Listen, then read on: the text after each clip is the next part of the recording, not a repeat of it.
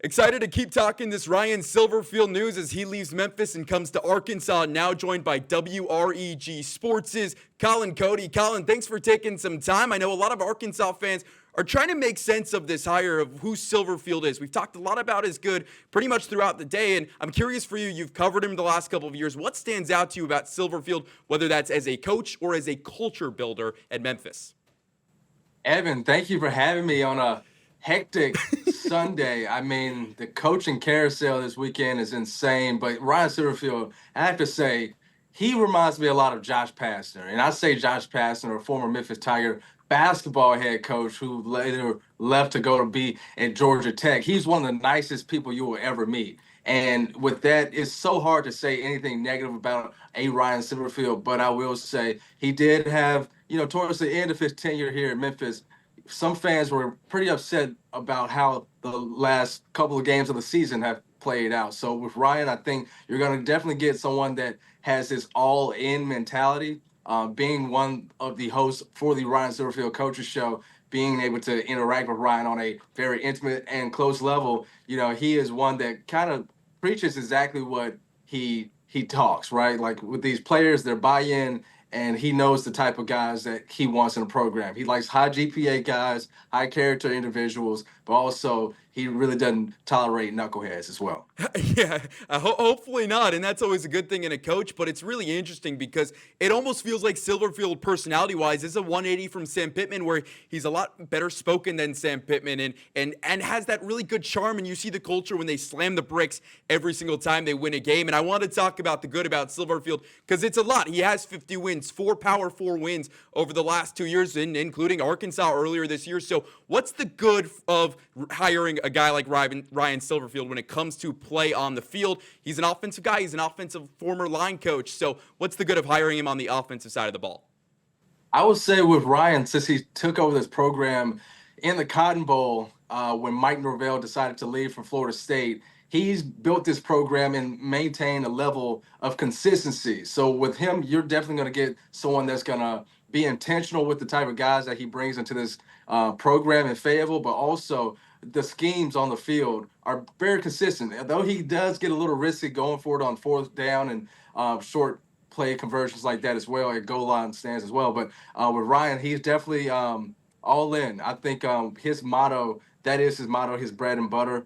But he is naturally just a good guy. But I will say sometimes he has been bitten by being too gutsy.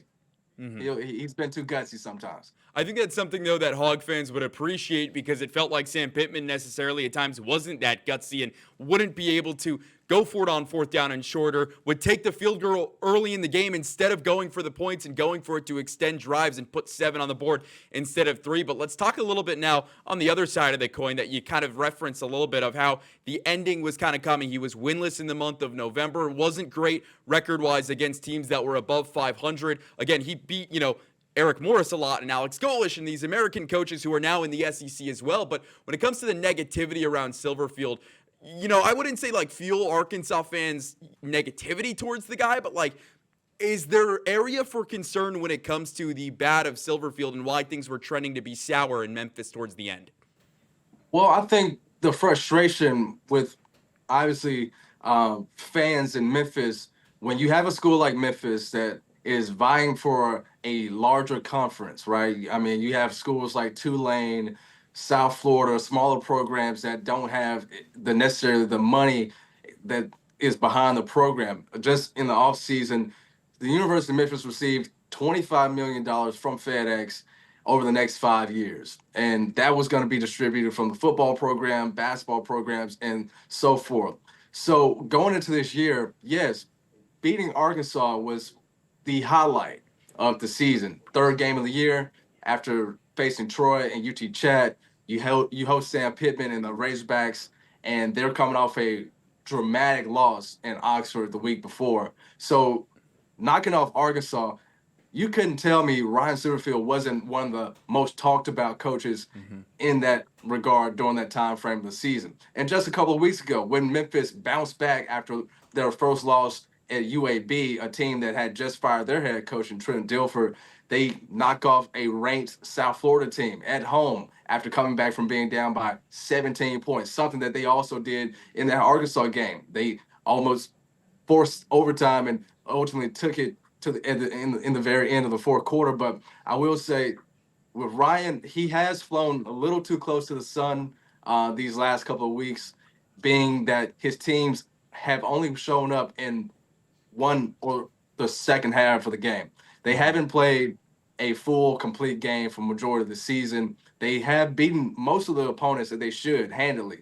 But when it comes to preparing his players for on the road rivalries at ECU, losing in that fashion, or hosting Navy on senior day, season is basically complete after you fumbled 2 weeks prior after hosting John Summerall and Tulane, trailing by as many as 21 points. Then ultimately you have to depend on another fourth quarter comeback, and ultimately it didn't happen. That's one thing that I think a lot of Memphis fans felt it was time. I mean, you got the money, you got the players that you needed, you had all the time in the world to rebuild this program after losing a 4-year starter in Seth Hennigan. Yet here we are, 8-4. Yeah, and again, Hog fans would take 8-4 and run after a season like this, where you go 2-10 and 0-8 in conference play. And who knows? Maybe a change of scenery is always a good thing. You can say that it was the same thing with Coach Cal, another former Memphis coach who is now coaching at the University of Arkansas. So really funny, they're kind of the Memphis connections that seem to come from the east side of Arkansas to the northwest corner of the state. Colin, the last thing before we let you go, we've talked a little bit about the negatives, but just to kind of give Arkansas fans some hope moving forward, what excited you about kind of Silverfield, and why should they be feeling better about themselves about the guy? Well, look, I covered Sam Pittman when he was at Georgia, right? A former O-line coach himself. Ryan Silverfield has a strong pedigree as an offensive line coach with the Minnesota Vikings, was once one here at the University of Memphis before he took over as head coach. But I also have to say that he might actually be a better coach than Sam Pittman. Though Sam came from a SEC program, we see what he did in 6 seasons. Even though, the COVID year and everything, how that transpired in Fayetteville, 32-34 or 50-25. I mean, I think the record says a lot about what sustainability and culture that Ryan Silverfield brings. And I just say, give him time. I mean, you are losing a ton of athletes and you graduate a ton of seniors like a Taylor Green, who will not be with that program moving forward next season. But give Ryan some time. He will be able to put some athletes on the field, and hopefully you guys have a successful season for years to come down there in Fayetteville. Pretty high words from Colin Cody of WREG Sports. Thank you so much for taking some time to talk with us. That's going to do it for right now. Again, big thanks to you, Colin. We'll see you a little bit soon, and we'll be right back after the break.